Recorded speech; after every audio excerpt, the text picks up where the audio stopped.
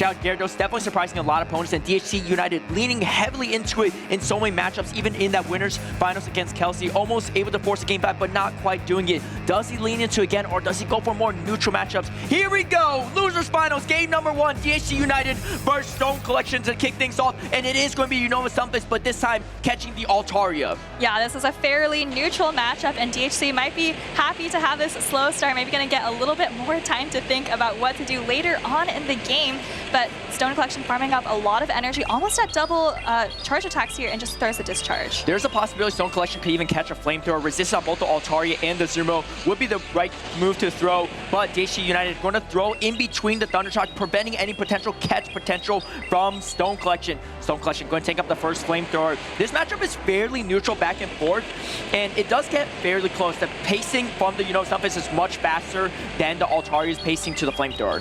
Yeah, and you mentioned the fast pacing on this Unovan Stunfisk and the potential for a catch on Stonecollection's side. I wouldn't be surprised, like you said, maybe he just switches out into the Altaria at some point, because I think the Unovan Stunfisk can come out on top in the zero shield situation, but it's so safe for him to switch out into the Altaria. I don't really see a hard answer on DHC's side. And DHC going to throw the flamethrower yet again between the Thundershock. Stonecollection feeling pretty confident that he's got enough value. Azumarill very strong into the entire line of DHC, has played so many times. DHC going to be the first one to swap over. It's going to be buried into Altaria. Another neutral matchup for though with a slight NG lead. Yeah, and I think this is going to be a little bit Altaria favored. You have the Dragon Breath chunking away. You see how little that Swift does, so Altaria definitely going to be able to take 2 Swifts. Now, what I'm wondering about in the back, though, DHC has an Empoleon, Stonecollection has an Azumarill, so is there enough health on the Unovan Stunfisk to maybe withstand a couple Metal Sounds and get to another charge attack? So we'll have to see, but for now, still Altaria versus Furret. Furret overfarming a little bit, reaching to the second Swift. It is going to be thrown. Does Stonecollection finally spend a shield, or does he put everything on the Azumarill? Azumarill, on one of the bulkier Pokemon, decides to spend the shield on the Altaria instead, wants to take out this pesky Furret. However, another Swift is going to be reached, and Stonecollection trying to drag him down, not going to be able to do it yet before a third Swift is thrown. Yeah, not going to be able to do it, but I think he can hang on. Stonecollection knows it as well. He's going to try to take out the rest of this Furret with fast attacks alone. Quick swap into Empoleon by DHC, and Stonecollection goes for the Sky Attack. I feel like we've seen this before, but in this case, that might actually let him get to another Sky Attack. But I did see a Metal Sound go through, but DHC calls it. Huge no shield. Even Stonecollection winced a little bit. It's like, wow, really? Okay, well, 2 shields remaining on DHC's side. Azumarill has only resisted charge attacks as well. Eventually going to have to start shielding something, but first, it's going to be Drill Peck being thrown. Shield advantage on the side of DHC. Let's not forget, low health bars on all 4 remaining Pokemon on both sides combined. Low health bars, but I think there's a tiny bit of energy on the Unovan Stunfisk and a lot of energy on the Altaria. Not sure if it's going to be impactful at all. Another Drill Peck coming through onto the Azumarill, taking it into the yellow, and still 2 shields up. Stonecollection's thinking, you know, I got a bit, I got to try something. DHC called the last one. I don't think he's going to risk it this time, and shields up the Ice Beam. Double resist the Ice Beam, but eventually the bubbles are going to add up too much. You got to shield something, and DHC finally uses that first shield. He's pacing to the Drill Peck, gets to it before Stonecollection gets to the Ice Beam. Stonecollection throwing up his last and final shield. There's still win conditions across the board. So many low health Pokemon for catch potential. Stonecollection has a little bit of energy remaining on the Altaria, and I think the Unova Stumpus as well. The problem is, can he even get to a move, or is it just used for a catch? He throws a Play Rough, going to do more damage, but a huge shield from DHC to prevent that. Do we see any catches potential? Stonecollection building up. No. Drill Peck should be enough to KO the Azumarill. DHC only a few fast attacks away from finishing off the remaining Pokemon. Stonecollection, can he get to a move? He cannot fast attack down. Here comes the Unova Stumpus, 1 away from the Mud Bomb. He gets it. Oh my goodness, and that's going to take out the Empoleon. DHC still has 2 Pokemon. They're all so low health. So is the Altaria, though. This might just come down to fast attacks. Oh my gosh, look at the health bars, and the Altaria getting the Dragon Breath through, finishes off the Unova Stumpus. Only a few more away. Can he get the Dragon Breath down? DHC takes that first game over Stonecollection. Every single Pokemon at just a couple of HP there, but DHC's Altaria able to come out on top over Stonecollection's. Such a close game. So many catch opportunities at the end. Still a little bit of energy everywhere, but unfortunately for Stonecollection, not able to quite reach that last Sky Attack. I like the line composition from DHC. He knows that Gyarados is such a gamble for him, especially with Unova Stumpus around, and just other answers and neutral play from Stonecollection, opting to play slightly bulkier, slightly more neutral situations into this tougher composition of Stonecollection, knowing that the Unova Stumpus is fairly safe. And outside the Marowak, there's not a lot of super hard answers. Furret has play, of course, and so does Empoleon, but Unova Stumpus doesn't really mind those matchups. Yeah, and you know, that Empoleon on DHC's team, I really like how he played it in that last game, right? He wasn't too concerned about that lead matchup. Looking at Stonecollection's team, Empoleon has tons of play into everything, especially up energy, up shields, obviously struggles against the Unova and Stunfisk, but even there, if you're up a little bit of energy, you can come out on top. DHC 2 games away from making it back to that winner's side, getting that rematch against Kelsey, but Stonecollection not easily dissuaded, battling through the losers bracket all throughout day 2 to make it this far, and he didn't come this far just to give up yet. He needs to win 3 more battles to start things off, but if he goes down one more game, he's have to pull off a reverse sweep, which is a huge monumental task. He needs to even up this series to make things a little bit easier and slow down the momentum of DHC. Here we go, game number 2. It's going to be Altari into Shadow Scizor, a fantastic lead for Stonecollection. Yeah, going to be resisting those Dragon Breaths, and these Bullet Punches are really going to start chunking away. As DHC, it's hard to switch out. Whatever you switch into is going to have to start taking either the Bullet Punches as the FERT or start worrying about all this energy, and I love Stonecollection continuing to build up, anticipating that he can prevent DHC from switching out. Stonecollection going to be the first one to throw up the shield. He's building up to double Night Slash, past double Night Slash as well. Finally throws it. He knows that he can throw the next Night Slash before the Sky Task is going to be reached. Is he going to throw right away? Does DHC try to catch it? I mean, again, it's all neutral damage, so even a catch wouldn't be so bad. No boost for Stonecollection, but this Night Slash shield still should be enough to KO. And DHC going to throw up the shield to grab the final shield or KO the Scizor. That's right, Stonecollection still tapping away with the Scizor. Does he choose to use his second Protect Shield? And he does. Lead matchup, both shields gone, but Scizor still has quite a bit of health and a little bit of energy. DHC quick swap out, doesn't want to get farms down. In comes the Empoleon, but here comes the Unova Stunfisk. However, with the shield advantage, DHCUnited can avoid any Mud Bomb damage. And I think that's really good usage because the Mud Bomb from the Unova Stunfisk is going to be the hardest hitting move that could probably hit the Empoleon, maybe outside of a payback, but for the remaining line, there is no payback for Unite in the wings. Does DHC decide to preserve the Empoleon? That's a real question. Could even overfarm a bit. He does. He throws up that final shield. Probably going to throw on charge attack priority. There's no switch timer around for Stonecollection. No, he just throws it right away. Wants to get this Unova Stunfisk off the field. Yeah, I think only could have done one more metal sound. Those counts are very, very close. And all of a sudden, Stonecollection in a tough position. He still has energy on the Scizor. He brings it in right away. Doesn't want to give DHC the opportunity to swap out and Trailblazes as soon as he can to get this Empoleon off the field. Trailblazers are going to put it close in KO territory. I think only 1 or 2 Bull Punches away. Can DHC get to the Hydro Cannon? Is a real question. He's close. He's at it. Oh, he throws a Drill Peck, anticipating the catch. A huge Drill Peck into the Altaria. Scizor still waiting in the wings, has a little bit of health to do something here, but the FERT is now going to come in, and this softened up Altaria is going to make this matchup a lot more favorable for the FERT. Yeah, all of a sudden, Double Swift can be enough to take out the Altaria with that chip damage from the Drill Peck. First Swift coming through. Stonecollection is going to be able to land a charge attack on the FERT, but it's going to need some help from the Scizor to finish it off. Yeah, and look at the health on the Scizor. It still has a good amount. You can't really Sucker Punch down very easily, and I believe the Scizor is closing in on a Night Slash. I think DHC is going to have to bank up back-to-back Swift to have a chance here. He is closing in there, though. Does the Altaria get to another move is the question. He's trying to get there. He's only a few more ways. No, he actually throws before the Sky Touch. He's wincing a little bit, saying, maybe I should have overfarmed a bit. He has catch opportunities, though, on 2 separate Pokemon. However, the timer's not up yet. The Scizor, no energy, going for straight fast attacks down, and the Bullet, but Sucker Punch and Bullet Punch, Simon KO. DHC picks up another win. Stonecollection nodding in acknowledgement, and now he's in a tough position. In an 0-2 spot, has to go 3-0 reverse sweep in the losers finals to have a chance to make it to grand finals and win his first title. So many players have been in this position before. It is a tough task. Not impossible, but Stonecollection is going to have to dig deep against DHC. Yeah, definitely not impossible, but it's not just that you have to win 3 games in a row. It's also that, you know, given that you're 0-2, you kind of are in a disadvantageous matchup, right? Just given the data that we have on the table, Stonecollection is really going to have to figure out a new strategy. Honestly, in that last game, it looks like he had the advantage, but as soon as that Empoleon got just 2 metal sounds ahead of that Unova and Stunfisk, it was pretty much over. Yeah, DJ could have even overfarmed a little bit, but just maybe lost track of counts or whatever, but his Empoleon getting to that crucial Hydro Cannon, Drill Peck actually, was the right play and the move for DHC.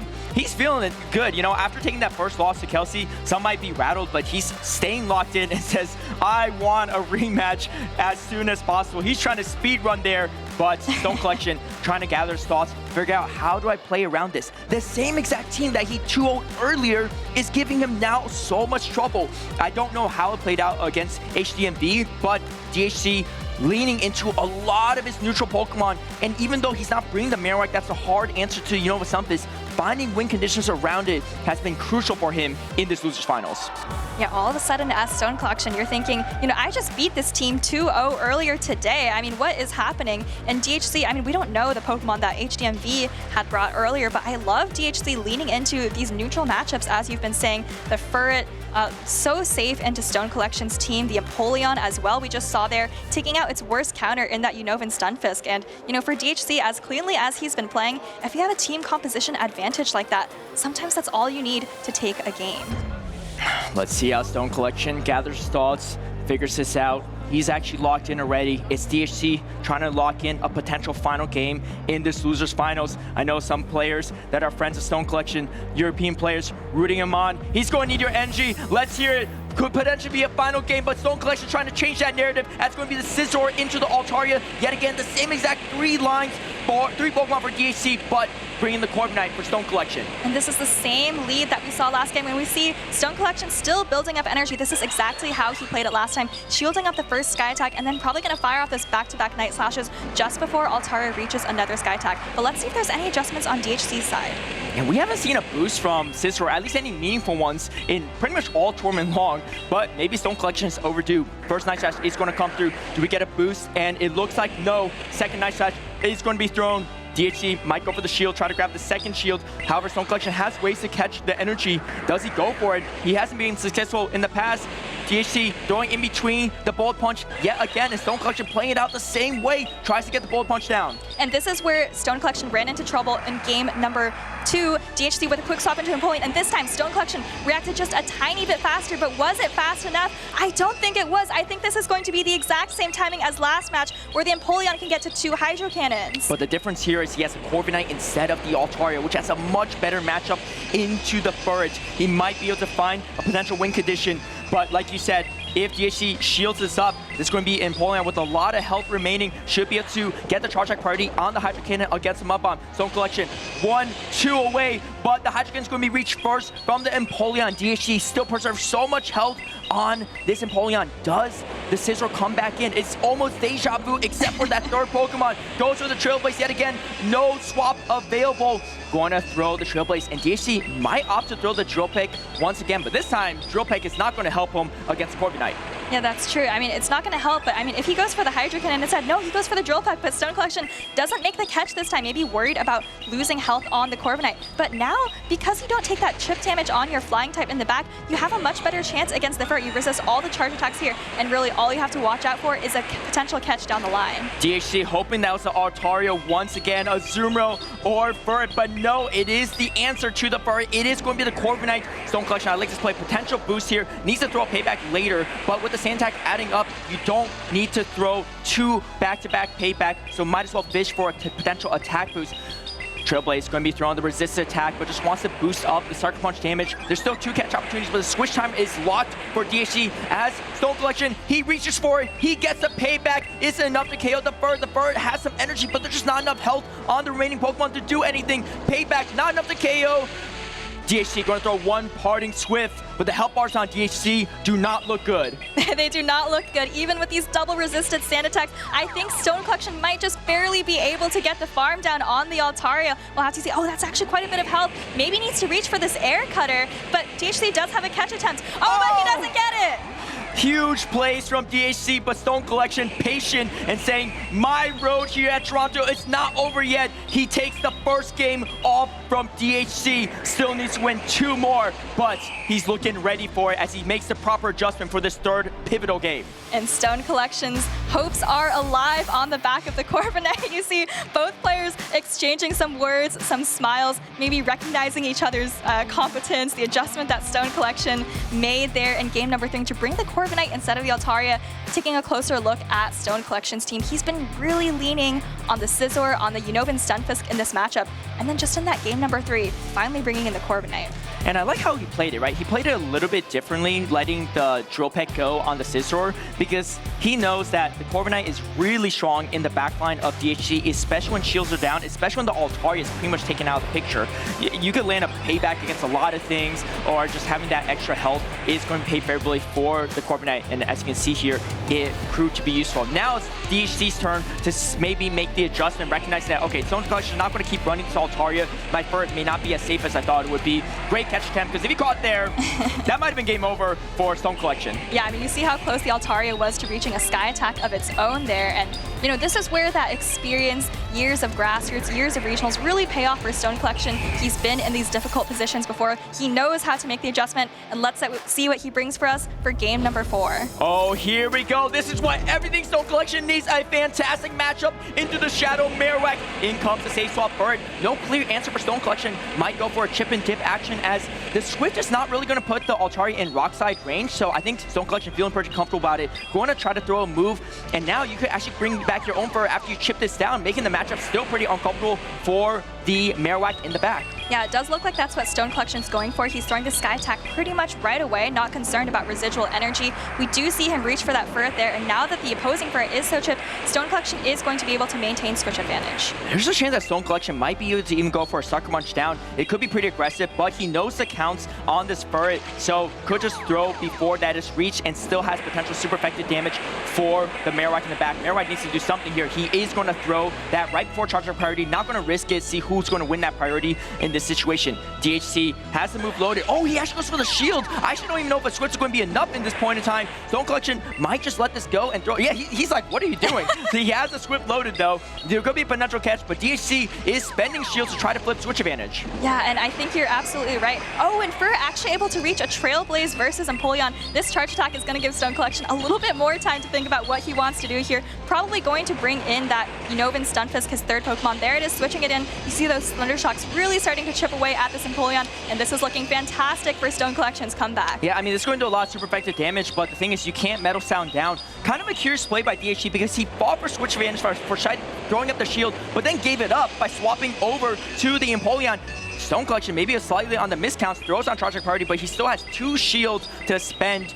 Does he shield is the real question. No, he lets it go. Gonna put everything on the backs of this Altaria. Still has the Furret to spend on a potential catch, and DHC trying to pace the drop back, does get to it, but this energy lead for Altaria is going to be absolutely massive for that Marowak matchup in the back.